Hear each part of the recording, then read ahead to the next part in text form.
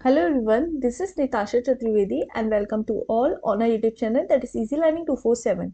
और हम लोग लास्ट क्लास में 100 प्लस क्वेश्चन कर लिए थे। आज हम लोग 101 क्वेश्चन से स्टार्ट करते हैं। तो वही हम लोग आज की क्लास में स्टार्ट कहाँ से करते हैं, 1 से। ठीक है, तो पहला क्वेश्चन है, what is the maximum possible length of the identifier की मैक्सिमम पॉसिबल लेंथ कितनी होती है। तो भाई आइडेंटिफायर की अब ऑप्शन हमको ये बोल रहा है कि 31, 63, 79 identifiers can be any length. तो इसका ऑप्शन होगा डी।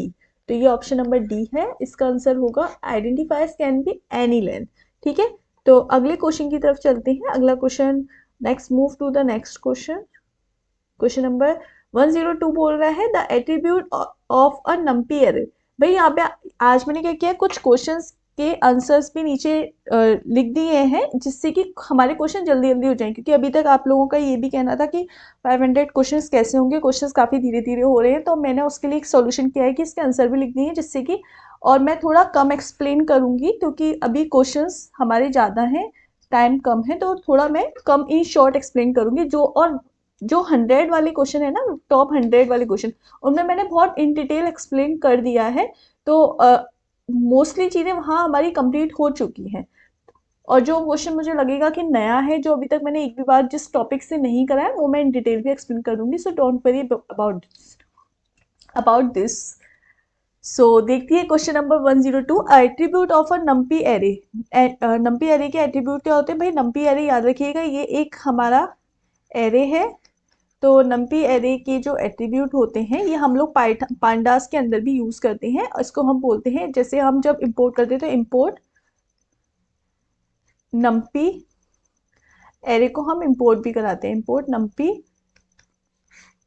अगर हमने डायरेक्ट ये लिखा तो भी सही है, और हम इसको एनपी लिख दें, एस नंपी, तो भी हमारा ये सही है। ठीक है, और हम पांडास में भी इसको इंपोर्ट कराते हैं। पांडास, जब हम पांडास पढ़ते हैं पाइथन में, तब भी हम वहां पर भी नंपी का यूज करते हैं, नंपी एरे का। तो नंपी एरे के जो एट्रीब्यूट है वो शेप है, डी टाइप है, और नम एंड में ये डायमेंशन के लिए यूज कर रही है। ये टाइप है कि कौन सा टाइप है, इंटीजर है, फ्लोट है, डबल है, क्या है और क्या शेप है, उसके लिए हम यूज करते हैं। ये एट्रीब्यूट होते हैं नंपी एरे के। तो ये 3 एट्रीब्यूट होते हैं, याद रखिएगा। अगला क्वेश्चन देखते हैं, क्वेश्चन नंबर 103 की तरफ चलते हैं। क्वेश्चन नंबर 103 बोला the type of numpy array. जो टाइप होता है नंपी एरे का वो क्या होता है भाई, टाइप के लिए डी टाइप यूज करते हैं नंपी एरे में। अगला क्वेश्चन आप देखिए, मैं आपको बोल रही थी ना कि जो मैं पाइथन पांडास अलग अलग से नहीं, मैंने सारे क्वेश्चंस एक ही में इन्वॉल्व कर दिए। पाइथन पांडास, डेटा हैंडलिंग वाले सारे क्वेश्चंस हमारी इन्हीं 500 के अंदर हो जाएंगे। अगला क्वेश्चन है इंपोर्ट नंपी एस नंपी। अभी मैंने बताया था वही कि हम लोगों ने इंपोर्ट नंपी एस नंपी किया। अब इसमें क्या है कि पूछ रहा है, इसमें हमने नंपी के अंदर नंपी एरे में लिस्ट को इंपोर्ट करा दिया है। अब it is true to import NumPy module like this. तो क्या हम नंपी में इस तरीके के मॉड्यूल को इंपोर्ट करा सकते हैं, हाँ या ना। मतलब नंपी में हमने एक लिस्ट को, नंपी एरे में हमने एक लिस्ट को इंपोर्ट करा दिया है। अब वो पूछ रहा है कि क्या ये सही है या इसमें एरर है। तो सीधी सी बात है भाई, हमको जब भी इंपोर्ट कराना होता है, जैसे मुझे नंपी एरे में, तो ये इंपोर्ट हो गया। अब मेरे को इसमें लिस्ट इंपोर्ट करानी है, तो एनपी डॉट एरे, और मैं अपनी जो भी लिस्ट है, जैसे इसमें मैंने 2, 3, 4, 5 दिया है लिस्ट के अंदर, तो मैं ऐसे इसमें इंपोर्ट करा सकती हूँ। तो ये बात बिल्कुल सही है। ऑप्शन नंबर ए इसका करेक्ट आंसर हो जाएगा। क्वेश्चन नंबर 105 की तरफ चलते हैं। क्वेश्चन नंबर 105 बोल रहा है creating an D array. Creating an D array, यहाँ पर एन डी नहीं होगा, एन पी होगा, सही कर लीजिएगा। NumPy array which is the built in function in NumPy. तो बिल्ट इन फंक्शन नंपी में क्या होता है, क्या एनपी डॉट एरे से हम बिल्ट इन फंक्शन, मतलब जो ऑलरेडी अवेलेबल है। ठीक है, नंपी 0 ये भी बिल्ट इन फंक्शन है, नंपी एम्प्टी ये भी बिल्ट इन फंक्शन है। तो ऑल ऑफ दी एबव इसका करेक्ट आंसर होगा। ये हमारे बिल्ट इन फंक्शन होते हैं जो नंपी यानी पाइथन की नंपी लाइब्रेरी में इनबिल्ड होते हैं। क्वेश्चन नंबर 10 से बोल रहा है 10, ये सारे हमारे नंपी एरे के ही अभी टॉपिक चल रहे हैं, नॉर्मल पाइथन के भी बीच में आते रहेंगे। देखिए लास्ट क्लास में लास्ट हमारे वाइल और फॉर लूप से वीडियो खत्म हुई थी, उसके बाद अब मैं ये सारी चीजें करा रही हूँ। बीच बीच में हमारे सारे क्वेश्चन मिक्स हैं, तो कोई भी एक टॉपिक से आएंगे फिर मिक्स हो जाएंगे, फिर दूसरा टॉपिक ऐसे, फिर कुछ मिक्स हो जाएंगे, ऐसे चलते रहेंगे। तो यानी सारे टॉपिक भी कवर हो जाएंगे और कुछ सारे क्वेश्चन भी कवर हो जाएंगे। क्वेश्चन नंबर 106 बोल रहा है what does size do in NumPy. जो साइज होता है वो क्या होता है? पहला, counts the numbers of a elements. Numbers को काउंट करना, जो साइज होता है वो साइज हमारा क्या करता है? नंबर्स को काउंट करता है। जैसे हमारा लिखा है ये 1 2 3 4 5, तो ये हमारी साइज को काउंट ही तो कर रहा है। तो नंबर साइज को काउंट करने मतलब हम नंबर्स को काउंट करने के लिए साइज फंक्शन का यूज करते हैं। पहली बात सही है। एस्टिमेट द एरे ऑफ, पहली बार तो एरे में कोई एस्टिमेट वाली बात नहीं होती, जो भी है फिक्स है, काउंट करेगा फिक्स है। अगर उसकी जो लेंथ है वो 4 है तो 4 आएगा, 3 है तो 3 आएगा। काउंट यानी फिक्स कंडीशन हो गई। एस्टिमेट जैसा कोई भी वर्ड यहाँ पर एरे में नहीं यूज होता। Find shape of the array, shape के लिए हम साइज का यूज नहीं करते, शेप के लिए हम साइज मेथड का यूज नहीं करते। कोड इन रॉन्ग, तो ये क्या रॉन्ग है? ऐसे भी कोई बात नहीं कह रहा है, तो ऑप्शन नंबर हमारा ए करेक्ट हो जाएगा। अगला क्वेश्चन देखते हैं, क्वेश्चन नंबर 107 की तरफ चलते हैं। क्वेश्चन नंबर 107 बोल रहा है कि जो हमारा बोल रहा है, जो अब एक नाम दिया है फतेह नम्पी एस एनपी, तो एनपी एरे लिस्ट है। It is true to import NumPy module like this, तो ये बोल रहा है कि नम्पी मॉड्यूल की जो लिस्ट को इस तरीके से हम अब ये यहाँ पे देखो भाई, हमको ये बोल रहा है लिस्ट, और यहाँ पर हमको पता नहीं क्या ये किसी का नाम दे रहा है इम्पोर्ट, तो इस तरीके से हम कभी लिख नहीं सकते, यहाँ पर आ जाएगी एरर, तो नॉट ट्रू। ठीक है, तो इस तरीके से हम नम्पी को इम्पोर्ट नहीं करा सकते।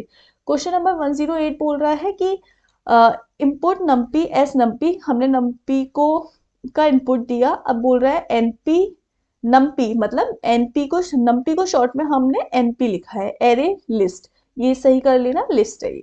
ठीक है, अब बोल रहा है ये जो है वो किसके लिए यूज किया जाता है, यानी ये वाला जो टर्म है वो किसके लिए यूज किया जाता है? वो conversion of a list to array. हाँ, ये वाला जो मेथड है n numpy dot array list, मतलब जो हमारी एरे है, कन्वर्जन जो हमारी लिस्ट है वो हमारी किस में कन्वर्ट हो जाए? एरे। जैसे कि आप लोग अभी नॉर्मली पढ़ते थे, जैसे मैंने लिखा है इंट 12.5, तो इसका मतलब क्या होता था कि ये जो 12.5 है ये इंटीजर में कन्वर्ट हो जाए। इसका मतलब सेम आप ऐसे रिलेट करो, लिस्ट हमारी किस में कन्वर्ट हो जाए? एरे में। तो इसके लिए हम यूज करते हैं लिस्ट एरे में कन्वर्ट हो जाए, ना कि एरे लिस्ट में कन्वर्ट हो जाए। अगर यहाँ पे ये लिखा होता लिस्ट डॉट लिस्ट एरे, तो इसका मतलब होता कि जो हमारा एरे है वो हमारा लिस्ट में कन्वर्ट हो जाए। ठीक है, तो ये हमारा गलत हो जाएगा। Conversion of list to list, ये भी गलत हो जाएगा, तो ऑप्शन नंबर ए हमारा करेक्ट आंसर हो जाएगा। क्वेश्चन नंबर 109 की तरफ चलते हैं। 109 बोल रहा है what is the use of shape. Shape का नम्पी में क्या यूज है? शेप का नम्पी में यूज है change the shape of the array, reshaping the array, shape of the array, change the shape. देखो शेप का यूज हम चेंज, शेप को चेंज करने के लिए नहीं करते, हम शेप देने के लिए करते हैं कि हमारा एरे किस तरीके का होगा, तो ऑप्शन नंबर सी इसका करेक्ट आंसर हो जाएगा। क्वेश्चन नंबर 1010 की तरफ चलते हैं। The unique property of NumPy. Unique property NumPy की क्या होती है कि जो नम्पी होता है वो नम्पी एक टाइप का एरे होता है, ये रीशेप, शेप, कोई भी लेंथ वेंथ ये सब इसकी प्रॉपर्टी में नहीं आ गया। नम्पी एक यूनिक प्रॉपर्टी यही है कि नम्पी हमारा एक एरे है।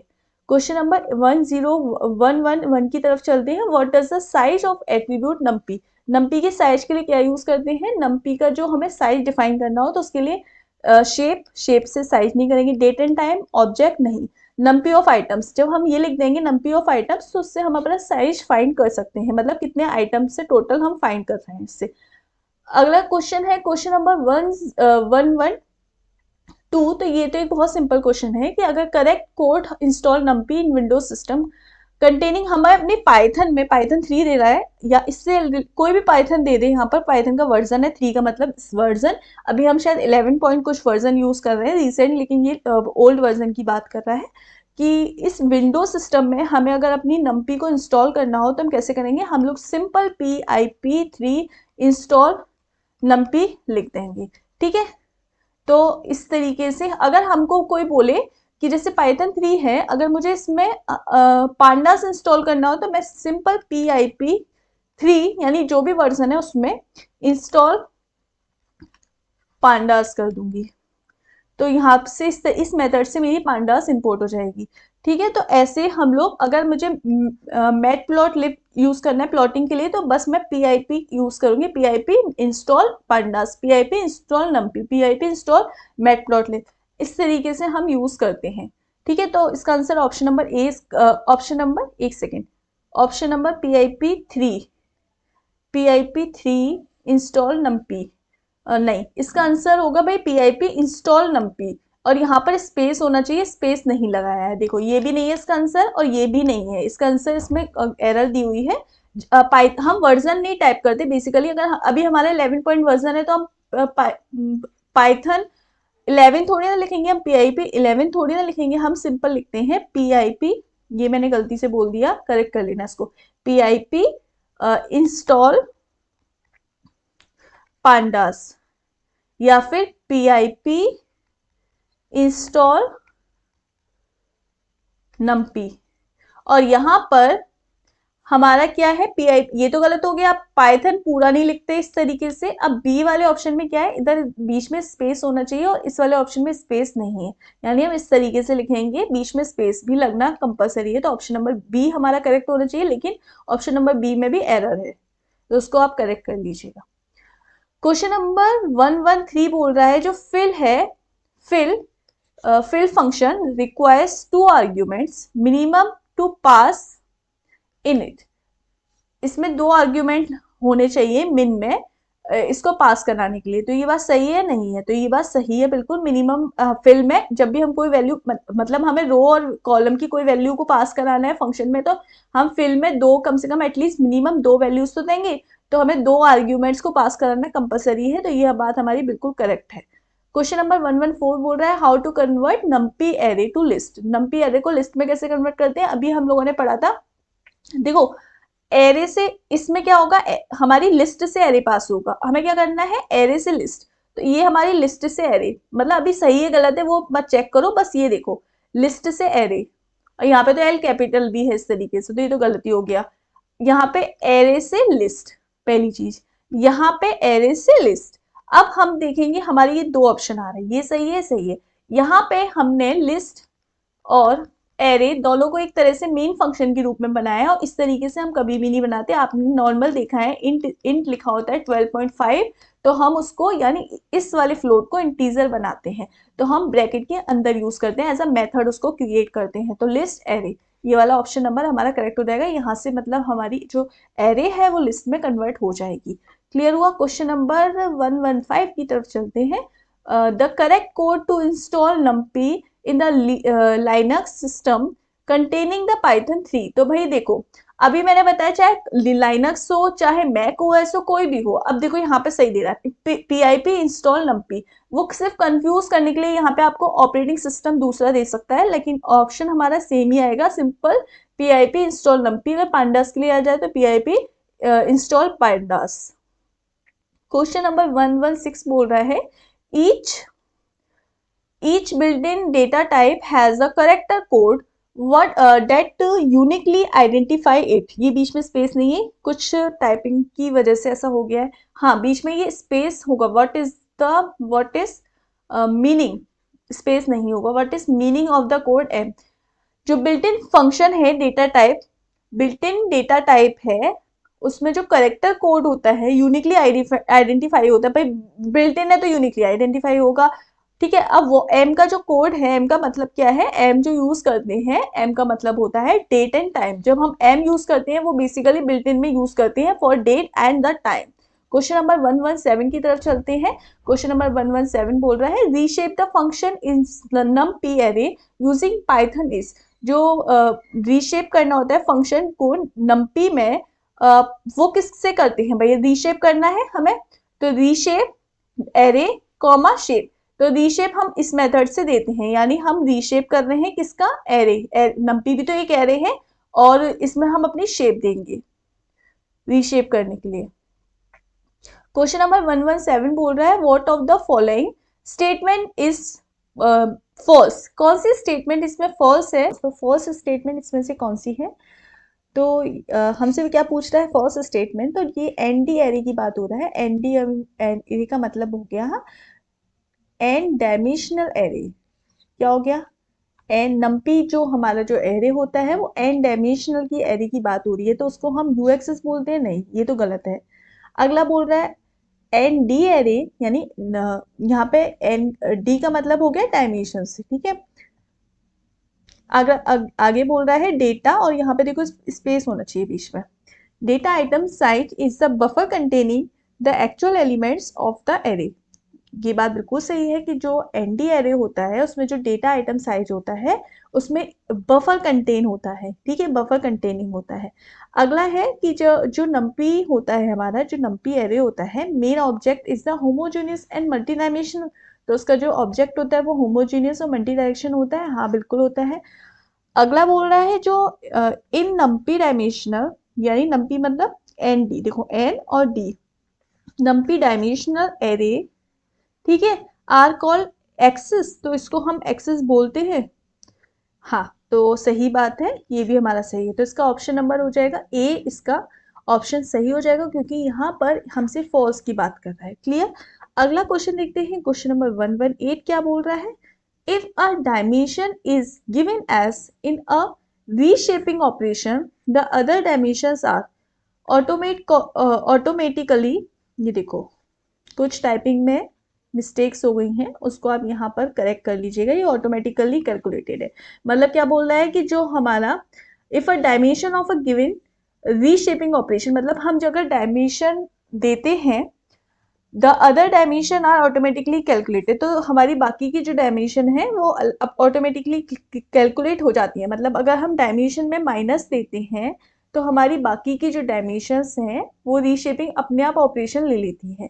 तो ऐसी कौन से जीरो लेता है, वन लेता है, -1 और इनफाइनाइट। तो -1, मतलब अगर हमने माइनस दिया तो बाकी की जो ऑटोमेटिकली जितनी भी वैल्यूज हैं वो हमारी निगेटिव हो जाएंगी या नहीं हो जाएंगी। तो अगर हमने एक बार बोला फॉर एग्जाम्पल, अब मैंने ऐसे माइनस दिया और मैंने बोला 2+3, तो ये ऑटोमेटिकली जितनी भी डायमेंशन है बाकी की वो निगेटिव हो जाएंगी ना। हमने अगर एक बार ऑपरेशन में निगेटिव दे दिया, तो यहाँ पर हमारा ऑप्शन नंबर सी करेक्ट हो जाएगा, -1।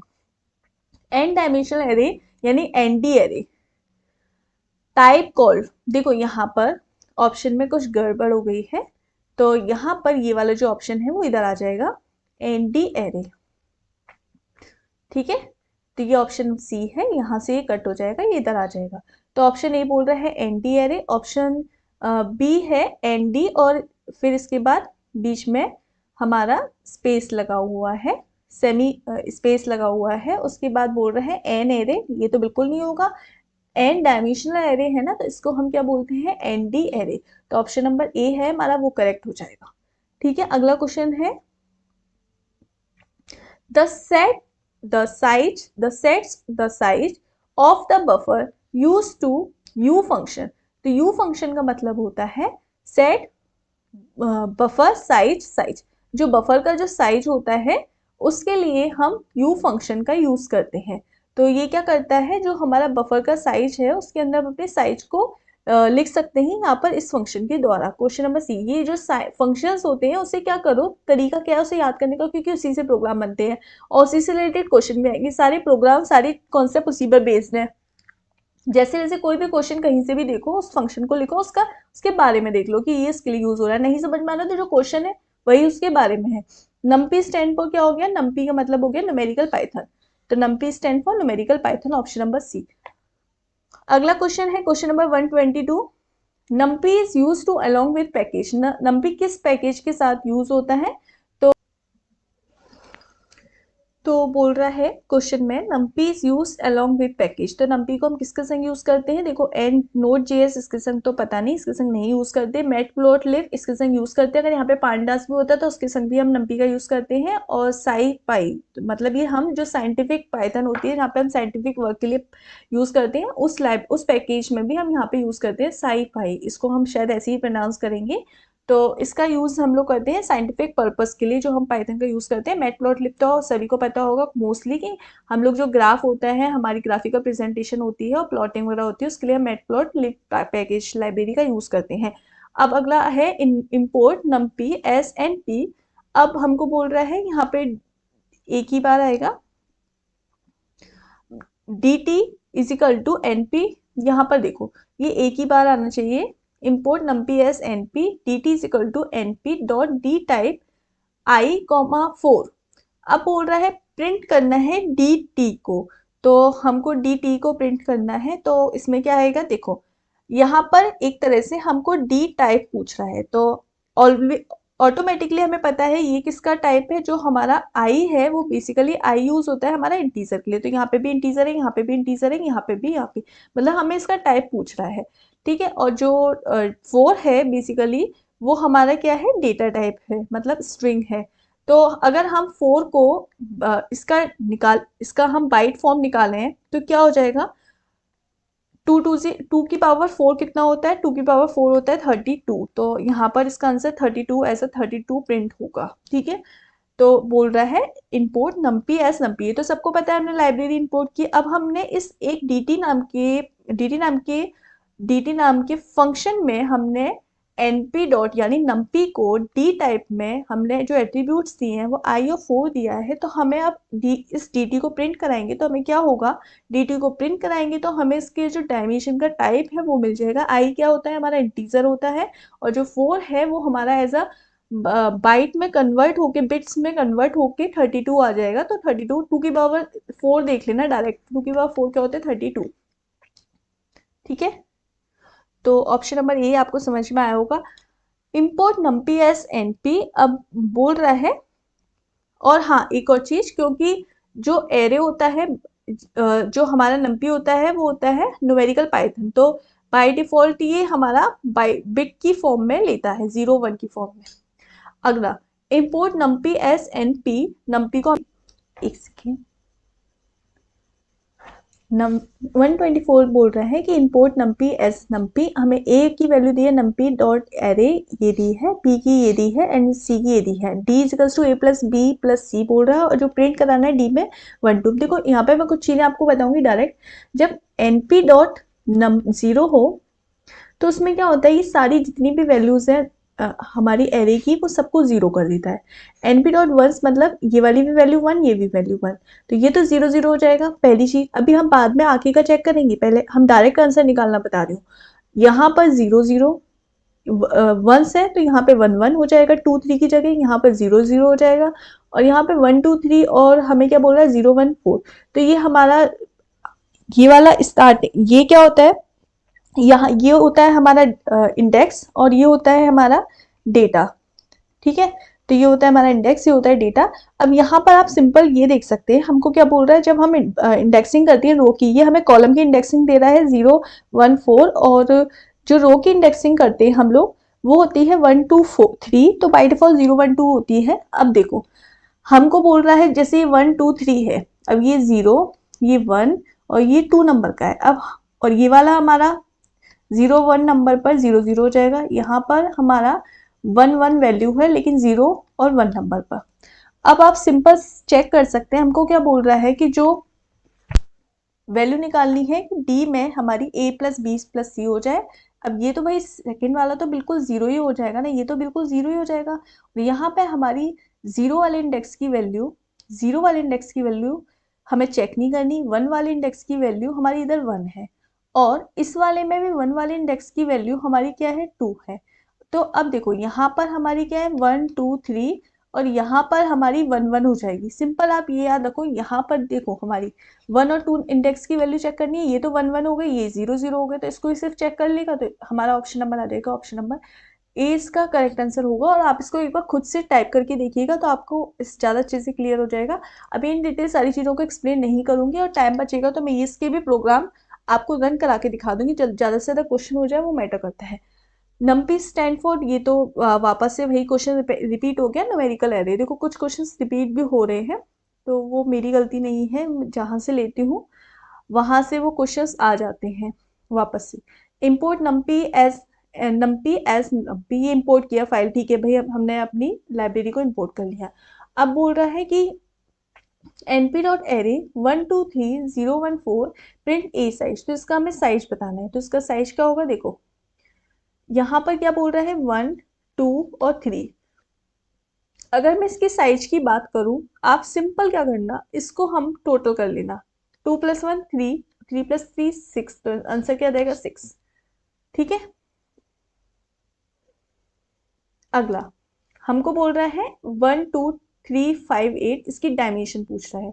तो इसकी डायमेंशन क्या हो जाएगी, देखो जो एरे है, अगर यहाँ पे ये रो इस तरीके से दो लिस्ट बोल रहा होता, जैसे 1 2 3 ऐसे इधर 2 6 8 ऐसे करके कुछ बोल रहा होता, मैं दो लिस्ट दे रहा तो इसकी डायमेंशन 2D हो जाता। लेकिन यहाँ पे हमको एंड यानी इसकी सिर्फ एक ही हमें लिस्ट दे रहा है, इसलिए इसकी डायमेंशन क्या होगी 1। तो ऑप्शन नंबर बी इसका करेक्ट आंसर हो गया। क्वेश्चन नंबर 126 की तरफ चलते हैं। Import NumPy as NP. अब हमको बोल रहा है इसका साइज बताना है। तो अभी मैंने आपको बताया सिंपल साइज में हम क्या करेंगे, इन इजी तरीका, वैसे करने का तरीका डिफरेंट है, ये मैं सिर्फ एक शॉर्टकट बता रही हूँ कि आप इस तरीके से करेंगे तो आपका आंसर सही आएगा। इन सबको कैलकुलेट कर लो, पहले वाले को 1 2 3, ये हमारा क्या होता है इंडेक्सिंग होती है, तो इसको कैलकुलेट करने से कोई फायदा नहीं है। तो 1 + 2 + 3 6, तो ऑप्शन नंबर 6 हमारा आंसर आ जाएगा। क्वेश्चन नंबर 127 बोल रहा है, ये क्वेश्चन सॉरी वापस से रिपीट हो गए हैं दोनों। तो इसका आंसर क्या था, हम लोगों ने अभी किया था, इसका आंसर था हमारा 1 डायमेंशनल एरे। ये दोनों क्वेश्चन रिपीट हो गए हैं। क्वेश्चन नंबर 128 की तरफ चलते हैं। क्वेश्चन नंबर 128 बोल रहा है कि import NumPy as NP. Array में हम लोग एक एरे नाम का फंक्शन बनाया, इसमें हमने एनपी एरे 1 2 3 5 8 करा। अब array equals to array plus 1, यानी ये हमारा +1 हो जाएगा। अब हमको प्रिंट करना आना है एरे की फर्स्ट नंबर की इंडेक्सिंग पर क्या प्रिंट होगा वो हमें बताना है। देखो यहाँ पर जो हमारा ये आएगा एरे, उसमें सब में सभी में 1 प्लस हो जाएगा। अब हमको क्या बताना है, इसमें फर्स्ट नंबर की इंडेक्सिंग हमारी क्या होगी। देखो यहाँ पर अगर हम पहले 1 जाएगा तो 1 प्लस हमारा 1 क्या हो जाएगा, 1 + 1 हो जाएगा हमारा 2।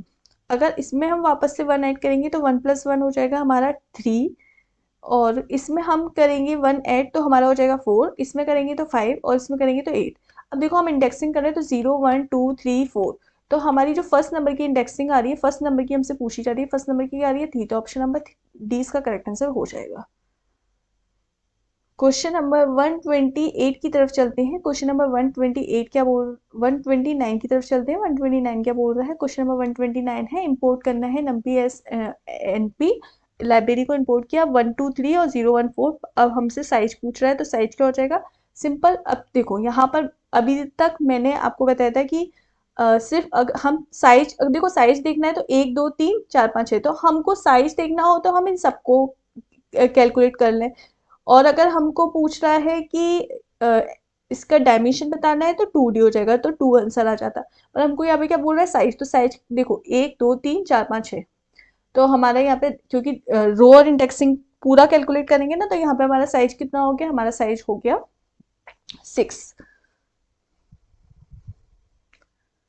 ठीक है। और एक साइज के लिए मैंने आपको ये भी बताया था कि आप इसको भी कैलकुलेट कर सकते हैं, चलो आगे देखेंगे। व्हाट विल द प्रिंट, अब हमको प्रिंट कराना है इंपोर्ट टू नमपी एस एनपी। अब हमको प्रिंट कराना है सी का जो हमारे सेकेंड इंडेक्सिंग में हो।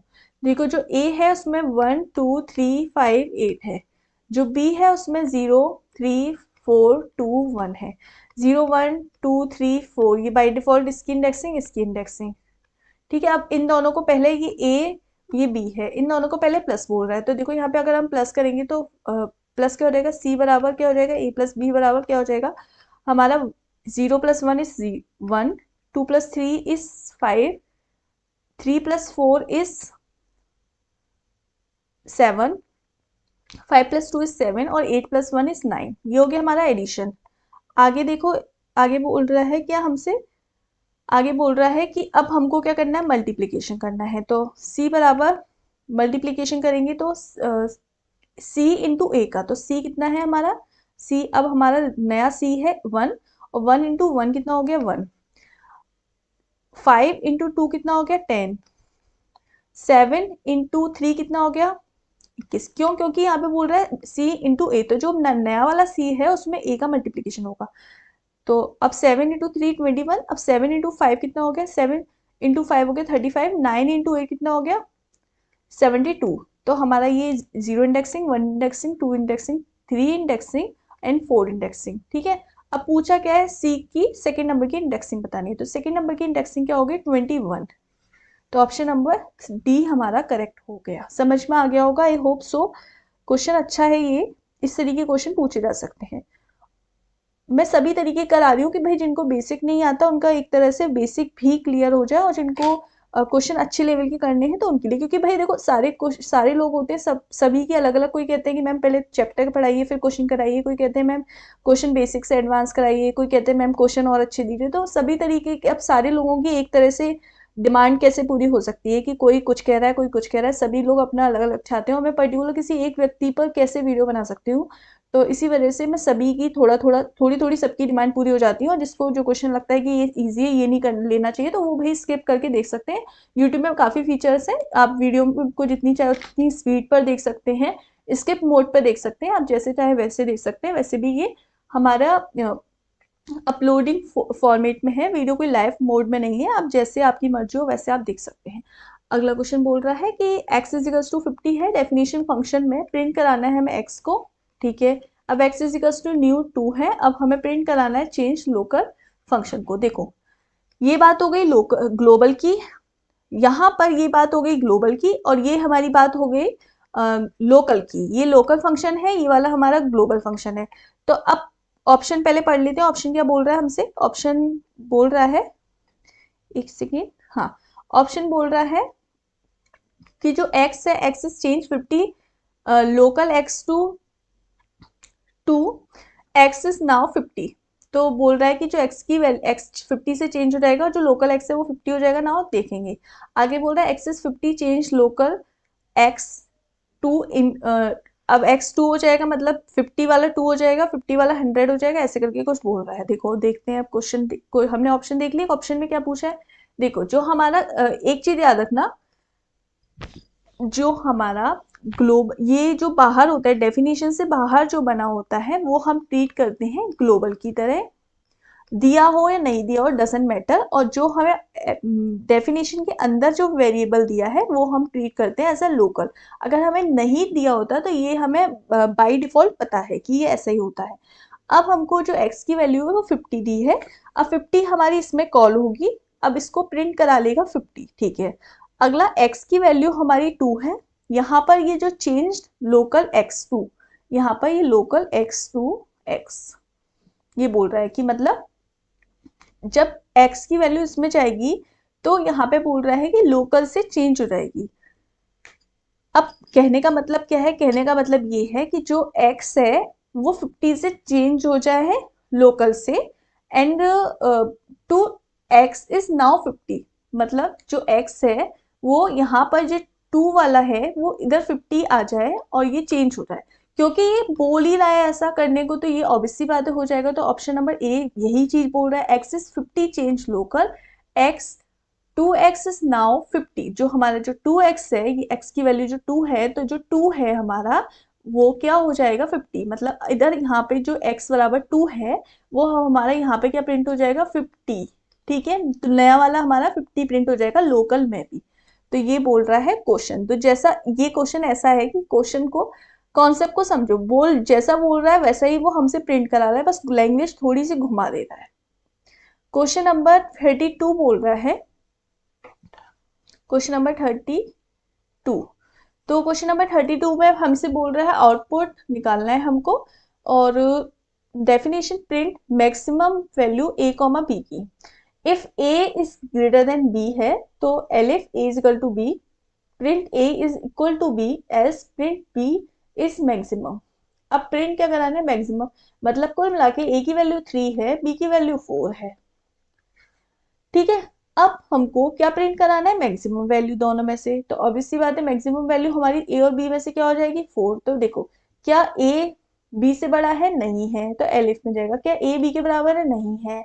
अब सीधा सा अगर ए बड़ा नहीं है बी के बराबर नहीं है तो सिंपल छोटा है, छोटा है तो प्रिंट करा दो बी की वैल्यू को 4, और 4 क्या है हमारी मैक्सिमम वैल्यू। सिंपल, ये इफ एल्स वाले क्वेश्चन तो मैं आपको काफी करा चुकी हूँ। व्हाट इज द आउटपुट, अब हमसे आउटपुट पूछ रहा है। मैक्सिमम हमें if a is greater than b, a is equal to elif में जाना है। मतलब हमें पहले लास्ट में वैल्यू देख लो, ए की वैल्यू 3 है, बी की वैल्यू क्या है 4 है, तो ए बी। अब क्या ए बी से बड़ा है, नहीं है, एलिफ में जाएगा। ए बराबर बी है, नहीं है, तो अब प्रिंट क्या कराना है हमें, मैक्सिमम वैल्यू 4 है तो 4 प्रिंट हो जाएगा, हमारा ऑप्शन नंबर 20 का करेक्ट आंसर हो जाएगा। 4 इज मैक्सिमम, हाँ। तो हमारा ये प्रिंट होगा 4 इज मैक्सिमम, हमारा 4 सिर्फ प्रिंट नहीं होगा, यहाँ पे प्रिंट में लिखा है बी की जगह 4 और आगे लिखा है इज मैक्सिमम, तो यहाँ पे 4 इज मैक्सिमम पूरा प्रिंट होगा, तो ऑप्शन नंबर सी इसका करेक्ट आंसर हो जाएगा। क्वेश्चन नंबर 134 की तरफ चलते हैं। 134 में बोल रहा है हमको, एक कोड दिया है, क्वेश्चन दीजिए, देखिए एक कोड दिया है, इसमें हमें डेफिनेशन हेलो है, प्रिंट कराना है हेलो वर्ड, से हेलो एंड देन से हेलो। अब हमको वापस से 2 बार इसको कॉल कराना है, तो पहले देखो फर्स्ट वाले में से हेलो में हेलो वर्ड प्रिंट हो जाएगा और दूसरे वाले में प्रिंट हो जाएगा, पहला वाला तो हमें ऑलरेडी दिया हुआ है ना हेलो वर्ड, तो अब दूसरे वाले में बोल रहा है से हेलो, अब हेलो बोलिए तो मतलब एक बार हेलो एंड देन दूसरी बार भी हेलो वर्ड, तो एक बार से हेलो कॉल होगा अगेन, और इसमें क्या प्रिंट है हेलो वर्ड, पहली बार तो पहली बार प्रिंट हो गया, दूसरी बार अगेन से हेलो कॉल होगा, से हेलो इसमें जाएगा, यहाँ से ये क्या प्रिंट करा रहा है हेलो वर्ड, 2 बार हेलो वर्ड प्रिंट हो जाएगा, ऑप्शन नंबर ए इसका करेक्ट आंसर हो जाएगा।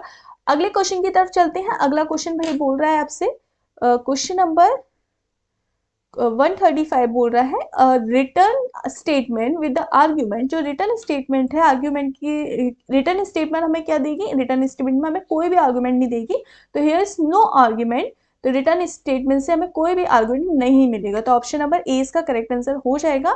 अगले क्वेश्चन की तरफ चलते हैं। अगला क्वेश्चन बोल रहा है क्वेश्चन नंबर 136 की आर टैग, इसको ठीक कर लीजिएगा इसकी spelling, argument pass to a function is correct position order, तो पोजीशन ऑर्डर के लिए हम किसको, डिफॉल्ट आर्ग्यूमेंट जो होता है, हमारा जो डिफॉल्ट आर्ग्यूमेंट होता है वो हम पास कराते हैं फंक्शन में टू करेक्ट पोजिशनल ऑर्डर, तो पोजीशन ऑर्डर के लिए हम, अगर सीधी सी बात है, अगर हम पोजीशन, जैसे अगर हमने ए बी सी पोजीशन दी या 2 3 4 दी, अगर हम कोई भी पोजीशन आर्ग्यूमेंट पास नहीं कराते तो बाय डिफॉल्ट उसकी वैल्यू 1 2 3 हो जाएगी, तो रिक्वायर्ड आर्ग्यूमेंट तो बाय डिफॉल्ट हुआ नहीं, कीबोर्ड आर्ग्यूमेंट भी बाय डिफॉल्ट नहीं हुआ, वो हम खुद से डालेंगे, तो हमारा डिफॉल्ट आर्ग्यूमेंट होता है ये बाय डिफॉल्ट होता है, ये एक पोजिशनल आर्ग्यूमेंट होता है कि अगर हम कोई भी पोजीशन आर्गुमेंट की वैल्यू नहीं दे रहे तो बाय डिफॉल्ट ये उसको 0 1 2 3 4 5 6 7 8 ऐसे प्रिंट करा देगा। क्वेश्चन नंबर 137 की तरफ चलते हैं। क्वेश्चन नंबर 137 बोल रहा है a code block with in a array function status with a A, यहाँ पे डी में परसेंटेज का साइन आ जाएगा। अब वो बोल रहा है जो फंक्शन है एरे में, देखो हम लोग क्या करते हैं, आपने देखा है कि जैसे फॉर है, वाइल है, तो उसके बाद कंडीशन के बाद हम 2 सेमी कॉलन लगाते हैं, सिमिलरली हम अपने एरे फंक्शन के बाद भी क्या लगाते हैं, सेमी कॉलन, तो ऑप्शन नंबर बी इसका करेक्ट आंसर हो जाएगा। क्वेश्चन नंबर 138 की तरफ चलते हैं। क्वेश्चन नंबर 138 क्या बोल रहा है, क्वेश्चन नंबर 138 बोल रहा है रिटर्न स्टेटमेंट विद आर्गुमेंट, तो रिटर्न स्टेटमेंट में कोई भी आर्गुमेंट नहीं होता, हम अगर हमारा कहीं भी रिटर्न स्टेटमेंट लगा है तो उसके बाद हमारा कोई भी आर्गुमेंट, वो वाला आर्गुमेंट प्रिंट नहीं होगा, बाकी के द्वारा से वो चीजें कॉल होने लगेंगी। तो क्वेश्चन नंबर 139 की तरफ चलते हैं। क्वेश्चन नंबर 139 बोल रहा है you can also create your own function, हम अपना खुद का फंक्शन भी क्रिएट कर सकते हैं। वेरी गुड, ये तो यूजर डिफाइंड फंक्शन की बात हो रहा है कि हम अपना फंक्शन यूजर डिफाइंड खुद से भी कॉल कर सकते हैं। These function are also called, these function को हम यूजर डिफाइंड फंक्शन बोलते हैं, तो ऑप्शन नंबर 20 का बिल्कुल करेक्ट हो जाएगा। मैंने अभी जैसा बताया कि क्रिएट योर ओन फंक्शन को हम यूजर डिफाइंड फंक्शन के नाम से भी जानते हैं। तो क्वेश्चन नंबर 140 की तरफ चलते हैं। तो क्वेश्चन नंबर 140 बोल रहा है choose the correct options with reference to below python code, ये जो पाइथन कोड है इससे हमें रेफरेंस बताना है कि इससे हमारा क्या रेफरेंस आएगा। तो ये देखो डेफिनेशन फंक्शन ए में, तो फंक्शन ए की बात कर रहा है, प्रिंट ए, अब ए प्रिंट कराना है x इजिकल्स टू 90 और फंक्शन x दे रहा है, तो यहाँ पर बोल रहा है x इज द फॉर्मेट, एक सेकेंड, हाँ क्या बोल रहा है x is the format argument, दूसरा ऑप्शन बोल रहा है x इज द एक्चुअल, यहाँ पे स्पेलिंग मिस्टेक है, एक्चुअल आर्गुमेंट, और तीसरा है fx is the function of signature, चौथा बोल रहा है x is the actual argument. यहाँ पे ये स्पेलिंग गलत करके ही दी हुई है, सही है वो, तो हमारा आंसर होना चाहिए एक्चुअल, ये स्पेलिंग मिस्टेक है तो ये गलत, फॉर्मेट आर्गुमेंट है नहीं, fx and is a function signature की बात कर नहीं रहा है, एक्चुअल आर्ग्यूमेंट है, यानी इस तरीके से हम अपने आर्ग्यूमेंट को दे सकते हैं, उसको हम एक्चुअल आर्ग्यूमेंट बोलते हैं। क्वेश्चन नंबर 141 की तरफ चलते हैं। क्वेश्चन नंबर 141 बोल रहा है what is the output to below the python program. Output क्या आएगा पाइथन प्रोग्राम का? A 97 error. तो ये क्वेश्चन मिसप्रिंट है, ये क्वेश्चन गलत है, क्योंकि यहाँ पे हमको ऑप्शन ए बोल रहा है पर हमारे पास पाइथन का कोड है ही नहीं है। तो आप इसको गलत रॉन्ग कर लीजिएगा, इसके बदले में एक क्वेश्चन एक्स्ट्रा करा दूंगी। क्वेश्चन नंबर 142 बोल रहा है how is a function declared in Python. तो पाइथन का फंक्शन कैसे डिक्लेयर करते हैं? DEF फंक्शन नेम इस तरीके से बिल्कुल नहीं। डिक्लेयर्ड फंक्शन सेमीकोलन हम बाद में कभी नहीं लगाते, ठीक है, पहली चीज। दूसरी चीज है कि हम डिक्लेयर्ड फंक्शन नहीं लिखते, हम क्या लिखते हैं? सिंपल DEF लिखते हैं। DEF फंक्शन, उसके बाद बीच में इस ऐसा वाला साइन एंड देन नेम, और फिर हमारा फंक्शन कॉल हो जाएगा। क्वेश्चन नंबर 142 का ऑप्शन नंबर सी इसका करेक्ट हो जाएगा। अगला क्वेश्चन देखते हैं। क्वेश्चन नंबर एक सेकेंड, क्वेश्चन नंबर 143 की तरफ चलते हैं। तो 143 बोल रहा है कि which of the data structure is supported a Python library. तो पाइथन लाइब्रेरी में भाई सीरीज होती है, डेटा फ्रेम होता है, पैनल होते हैं, ऑल ऑफ दी अबव। तो पांडास लाइब्रेरी में हमारी ये तीनों तरीके की लाइब्रेरी होती है। पांडास लाइब्रेरी में याद कर लो ये तीन तरीके की होती है। जो हमारा सीरीज होता है वो 1D होता है, जो हमारा डेटा फ्रेम होता है वो 2D होता है, जो हमारा पैनल होता है वो 3D होता है। तो बेसिकली हम अपने सिलेबस में दो ही चीजें पढ़ते हैं, सीरीज और डेटा फ्रेम। पैनल हम नहीं पढ़ते, पैनल हमारे क्लास 11th और 12th के सिलेबस में नहीं है, और केंद्रीय विद्यालय ने भी पैनल को नहीं दिया है एज अ सिलेबस। तो सीरीज और डेटा फ्रेम ही हमको पढ़ने हैं। सीरीज 1 डायमेंशन होता है, डेटा फ्रेम 2 डायमेंशन होता है। तो ये पांडास लाइब्रेरी को सपोर्ट करता है। तो इसका आंसर ऑल ऑफ दीज होना चाहिए, क्योंकि यहाँ पे पैनल एक इसका टाइप होता है। हम पढ़ते नहीं है वो बात अलग है, बट इसका टाइप होता है। तो ऑप्शन नंबर 4 इसका करेक्ट आंसर हो जाएगा। क्वेश्चन नंबर 144 की तरफ चलते हैं। बोल रहा है कि जो लैम्डा फंक्शन होता है वो क्या करता है? लैम्डा फंक्शन हमारी पाइथन लैम्डा फंक्शन, तो पाइथन में लैम्डा फंक्शन होता है, ये बात सही है, ट्रू है, फॉल्स है? हाँ, पाइथन में लैम्डा फंक्शन होता है, ये एनोनिमस फंक्शन होता है जो ए की वैल्यू लेता है। तो पाइथन में लैम्डा एक फंक्शन का काम करता है, तो लैम्डा एक फंक्शन होता है। अगला क्वेश्चन देखते हैं, उसके पहले एक बार वेट करिएगा। हाँ, अगला क्वेश्चन है question number 145 what is the variable defined outside a function refer to as. तो वेरिएबल आउटसाइड अ फंक्शन में क्या होता है? ग्लोबल वेरिएबल होता है, लोकल वेरिएबल होता है। तो आउटसाइड फंक्शन के बाहर का जो वेरिएबल होता है ग्लोबल वेरिएबल होता है, फंक्शन के अंदर का जो वेरिएबल होता है वो ग्लोबल वेरिएबल होता है। अगला क्वेश्चन बोल रहा है कि अगला क्वेश्चन है क्वेश्चन नंबर 146। क्वेश्चन नंबर 146 बोल रहा है, एक सेकेंड, पता नहीं, हाँ, क्वेश्चन नंबर 146 एक क्वेश्चन नंबर 146 बोल रहा है z is equals to lambda x, और x प्रिंट कराना है z को 6। अब देखो, जो लैम्डा होता है वो हमारा एनोनिमस फंक्शन होता है, जो एक ही सिंगल वैल्यू को रिटर्न कराता है। अब यहाँ पर जो बात हो रही है, हमने कीज और यहाँ पर देखो हम इसको कॉल कराते हैं एज ए डिक्शनरी की फॉर्म में, यानी इस तरीके से फॉर्म कराते हैं। तो यहाँ पर हमारी जो x की वैल्यू है वो हो जाएगी, हमारी x की वैल्यू इधर 6 पहुंच जाएगी। तो यहाँ पर हमारा 6/6 मल्टीप्लीकेशन 6, तो 6 होता है 36।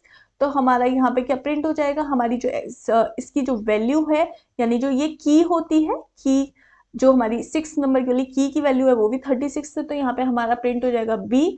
तो ये हमको एक सिंगल एनोनिमस वैल्यू प्रोवाइड कराता है लैम्डा। क्वेश्चन नंबर 147 की तरफ चलते हैं। जो कमांड होती है इंस्टॉल पांडास को, अभी मैंने स्टार्टिंग के क्वेश्चन में नंपी के लिए जैसे बताया था PIP इंस्टॉल पांडास, तो ऑप्शन नंबर 20 का करेक्ट आंसर हो जाएगा। क्वेश्चन नंबर 150 की तरफ चलते हैं। 148 की तरफ चलते हैं। क्वेश्चन नंबर 148 में बोल रहा है which of the following will be the print the pi value defined in the math module. तो पाई हमको किसकी वैल्यू निकालनी है? Following will be print the pi value defined in a math module. जो हमें मैथ में जो पाई की वैल्यू होती है ना 3.14 या फिर 22/7, तो हमें पाई की वैल्यू डिफाइन करने के लिए मैथ मॉड्यूल कौन सा यूज करेंगे? जो हमारा ऑटोमेटिकली होता है, तो हम यूज करते हैं from math import pi print pi, तो हम ये वाली लाइब्रेरी का यूज करते हैं। From math import pi print, math वाली लाइब्रेरी को इंपोर्ट कराते हैं, math import pi print pi, तो इसके थ्रू हमारी जो पाई की वैल्यू है वो ऑटोमेटिकली 3.14 इस तरीके से आ जाएगी। अब अगला क्वेश्चन देखते हैं, क्वेश्चन नंबर 149 बोल रहा है कि पैकेज मॉड्यूल इंपोर्ट ऑपरेटर, तो ऑपरेटर के बीच में हम जो मॉड्यूल यूज करते हैं वो यूज करते हैं डॉट का, तो ऑपरेटर के बीच में हम किसका यूज करते हैं, डॉट का यूज करते हैं। तो ये हमारा ऑप्शन नंबर 20 का करेक्ट हो जाएगा, पैकेज मॉड्यूल हम डॉट का यूज करते हैं, उसके अलावा हम इसमें से किसी का भी यूज नहीं करते हैं। अगले क्वेश्चन की तरफ बात चलेंगे। अगले क्वेश्चन बोल रहा है क्वेश्चन नंबर 50 फंक्शन डिफाइन, तो जो फंक्शन होता है वो हमको मॉड्यूल डिफाइन करता है, क्लास डिफाइन करता है, और क्या डिफाइन करता है, एनोदर फंक्शन को भी डिफाइन करता है। तो इसका ऑप्शन नंबर हमारा क्या हो जाएगा, इसका ऑप्शन नंबर हमारा डी करेक्ट हो जाएगा। और बेसिकली आपको ये बात पता होगी कि जो फंक्शन होता है हमारा वो एक चीज याद रखिएगा, एक नॉर्मल बात है कि जो फंक्शन होता है, देखो सबसे पहले हमारे इंस्ट्रक्शन होते हैं, इंस्ट्रक्शंस के ऊपर हमारे फंक्शन होते हैं, और फंक्शंस के ऊपर हमारे होते हैं, क्या होते हैं फंक्शंस के ऊपर, मॉड्यूल, और उनके ऊपर हमारी होती है एक लाइब्रेरी, जैसे हमारी पाइथन लाइब्रेरी। तो हमारा जो फंक्शन है, अभी फंक्शन हमारा क्या है, फंक्शन हमारा ये है, तो फंक्शन के ऊपर हमारा मॉड्यूल भी होता है, और फंक्शन ये मॉड्यूल क्लास ये सारी प्रोग्राम ये सब चीजें आएंगी। तो फंक्शन हमारा, फंक्शन के अंदर हम डिफाइन कर सकते हैं अनदर फंक्शन को भी, तो यहाँ पे ऑल ऑफ दी अबव हमारा सही हो जाएगा। ठीक है, अगर कोई बोले smallest unit of the program या मॉड्यूल, तो हम लगाएंगे किस पर क्लिक करेंगे, हम टिक करेंगे इंस्ट्रक्शंस पर। फंक्शन हेडर करेक्ट, तो इसमें से हमें करेक्ट हेडर बताना है, फंक्शन का जो हेडर है करेक्ट वो क्या होगा। देखो यहाँ पर हम लोग स्टार्टिंग में ये वाली जो, कभी भी हम जो फंक्शन होता है हमारा, कभी भी कोई भी आ जाए, सिर्फ इसके लिए नहीं है, कोई इसी के लिए नहीं है, डिफाइन करने के लिए, हम कोई भी फंक्शन हो, हम यहाँ पर जो आर्ग्यूमेंट है, आर्ग्यूमेंट इस वाले में हमने 2 दे दिया, इसमें हमने 3 दे दिया, इसमें हमने नहीं दिया, तो इस तरीके से हम पास नहीं कर सकते। हम ऐसे लिख सकते हैं a, b, c equals to 2, हम ये लिख सकते हैं, हम a, b, c लिख सकते हैं, हम a, b equals to 1, c equals to 3 इस तरीके से लिख सकते हैं। हम a, b, c is equal to, हम a, b, c is equals to 3, 4, 5 ऐसे दे सकते हैं। इसकी जगह हम ये भी लिख सकते हैं a, b, c is equals to, मैंने कोई भी बोला a, b, c, ये भी दे सकते हैं इसकी वैल्यू, तो ये भी हमारा सही है। लेकिन हम इस तरीके से नहीं दे सकते, यानी स्टार्टिंग में आर्गुमेंट नहीं दे सकते हम, ठीक है, तो ये हमारा गलत हो गया बिल्कुल। यहाँ भी हम इस तरीके से नहीं दे सकते, तो ये भी हमारा गलत हो गया। क्यों गलत हो गया, क्योंकि देखो हमने a में दे दी, c में दे दी, लेकिन बीच में b रह गया, तो ऐसे भी नहीं दे सकते। हम a इजिकल्स टू, पहले हम a को खाली छोड़ सकते हैं, फिर b में दे सकते हैं, c में दे सकते हैं, तो ये हमारा सही तरीका है। अब हमारा यहाँ पे क्या है कि a, b, c 3 दिया, फिर d दिया, तो बाद में तो हम नहीं देंगे, c की वैल्यू दी फिर दिया d को, तो ये भी नहीं है, तो ऑप्शन नंबर c हमारा करेक्ट आंसर हो जाएगा क्वेश्चन नंबर 151 की तरफ। क्वेश्चन नंबर 152 बोल रहा है in which part of the memory does the system store the parameter and the local variable of a function call। इसको हम क्या बोलते हैं, सिस्टम जो स्टोर करता है पैरामीटर को, उसको हम क्या बोलते हैं भाई, इसको हम स्टैक बोलते हैं। तो क्वेश्चन नंबर 152 का हो जाएगा स्टैक, की जो हमारा मेमोरी में जो हम स्टोर करते हैं पैरामीटर, उसको हम क्या बोलते हैं, स्टैक। ठीक है, तो इसमें आपने सुना भी होगा फर्स्ट कम फर्स्ट सर्व, और पहले पॉप पुश ये वाले फंक्शंस, तो ये सब हम स्टैक में पढ़ते हैं। रिकर्सिव फंक्शन क्या होता है, रिकर्सिव फंक्शन होता है हमारा फंक्शन विच कॉल्स इटसेल्फ, जो खुद को कॉल करे उसको हम रिकर्सिव फंक्शन बोलते हैं।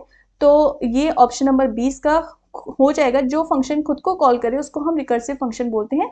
क्वेश्चन नंबर 154 बोल रहा है पाइथन आईडी यूज, तो पाइथन आईडी जो यूज करते हैं वो हम यूज करते हैं भाई, आईडी रिटर्न हमें आइडेंटिटी टू द ऑब्जेक्ट, जो आईडी होता है वो हमें देखो आईडी हम साइज के लिए तो यूज करेंगे नहीं, आईडी हम किसके लिए यूज करेंगे, आइडेंटिटी, मतलब हम स्कूल में भी आईडी कार्ड देते थे, वो किसके लिए देते थे, आइडेंटिटी के लिए। तो बेसिकली यहाँ से भी हम ऐसे ट्रिक वाइज याद कर सकते हैं ये चीजें। अब क्वेश्चन नंबर हमारा 155 बोला है फंक्शन हेडर आइटम प्रेजेंट, जो फंक्शन के हेडर में आइटम जो होते हैं वो प्रेजेंट होते हैं। फंक्शन नेम प्रेजेंट हो सकता है, पैरामीटर लिस्ट प्रेजेंट हो सकती है, रिटर्न वैल्यू प्रेजेंट हो सकती है। नहीं, जो फंक्शन के हेडर में आइटम रिटर्न प्रेजेंट नहीं हो सकते, हम फंक्शन का नेम दे सकते हैं, पैरामीटर लिस्ट दे सकते हैं। तो ऑप्शन नंबर डी हमारा करेक्ट हो जाएगा। अगला क्वेश्चन नंबर 156 है फंक्शंस कॉल डिफाइन। तो फंक्शन को हम क्या डिफाइन करते हैं? फंक्शन को हम क्लास से डिफाइन करते हैं, फंक्शन को हम फंक्शन के थ्रू डिफाइन करते हैं, फंक्शन को हम मेथड, तो फंक्शन को हम मेथड भी बोलते हैं, हम बोलते नहीं है क्लास। तो इस तरीके से तो ये हम फंक्शन में मेथड, फंक्शन को हम मेथड बोलते हैं। जो फंक्शन की जो क्लास होती है उसको डिफाइन करने को हम फंक्शन में मेथड बोलते हैं। Function return statement, function return, function हमें क्या रिटर्न करता है? Function return statement, function return तो हमें कुछ भी नहीं रिटर्न करता है, ऐसे तो डायरेक्टली हमने सिर्फ कॉल किया, जब तक हमने ए को कॉल किया। अब हम स्टार्टिंग में जब उसकी वैल्यू ही नहीं देंगे तो वो हमें क्या ही कॉल कर लेगा, क्या ही रिटर्न करेगा। तो ऑप्शन नंबर ए इसका करेक्ट आंसर हो जाएगा। क्वेश्चन नंबर 159 देखते हैं फंक्शन कीवर्ड यूज। तो फंक्शन का जो कीवर्ड होता है वो होता है, हम लोग फंक्शन के कीवर्ड को डिफाइन करते हैं तो DEF यूज करते हैं इसके लिए।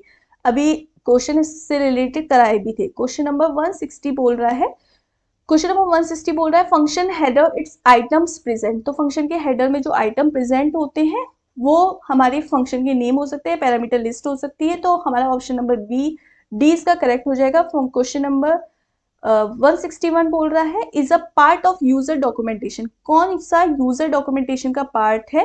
तो यूजर डॉक्यूमेंटेशन का, हम लोग कोई डॉक्यूमेंटेशन, मतलब जब हम डॉक्यूमेंटेशन कैसे क्रिएट करते हैं, जो डॉक्यूमेंटेशन क्लास डायग्राम से तो करेंगे नहीं, कोड कमेंट से भी नहीं, यूज केस से भी नहीं। जब हम कोई भी सॉफ्टवेयर को इंस्टॉल करते हैं तो उसका एक डॉक्यूमेंटेशन आता है ना, जिसके थ्रू आप एक्सेप्ट कैंसिल ये सब करते हो, तो वो हमारा इंस्टॉलेशन गाइड हो गया।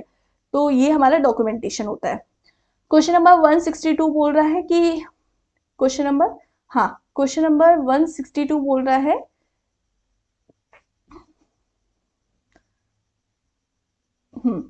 ये रहा, एक पाइथन का कोड है, उसमें एक लाइब्रेरी है नम्पी नाम की, एनपी नाम की।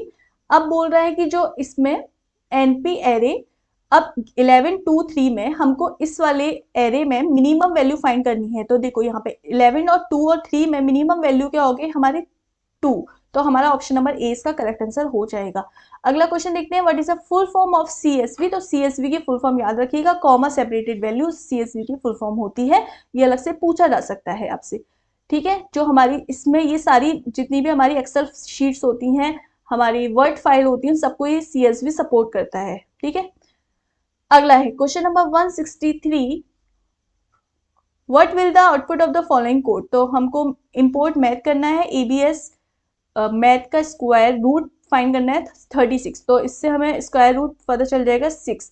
तो इससे हमको स्क्वायर रूट पता चल जाएगा 6, लेकिन क्योंकि आगे हमारा ABS फंक्शन लगा है, तो ABS क्या करता है, इसको क्या करता है, इसको हमको फ्लोट में वैल्यू देता है, पॉजिटिव फ्लोट में हमें वैल्यू देता है। तो हमारा आंसर आ जाएगा 6.0। अगर ये नहीं लगा होता तो हमारा डायरेक्ट आंसर 6 आ जाता। तो ABS क्या करता है, हमारा जो स्क्वायर रूट होता है उसको हम पॉजिटिव वैल्यू में फाइंड करते हैं, फ्लोट पॉजिटिव वैल्यू।